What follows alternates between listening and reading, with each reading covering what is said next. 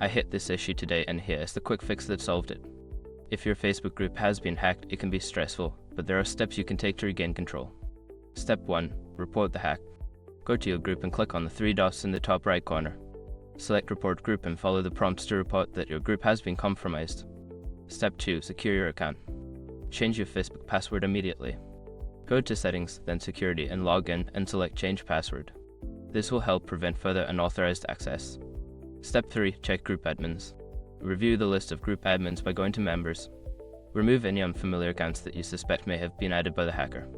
Note: be cautious when removing admins. If you mistakenly remove a legitimate admin, they may lose access to.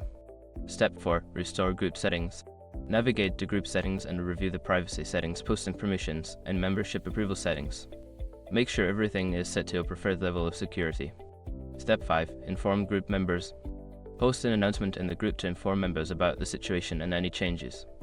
Encourage them to report any suspicious activity. Taking these steps can help you regain control of your Facebook group and protect it from future hacks. Don't hesitate to reach out for help if you need it, and stay vigilant.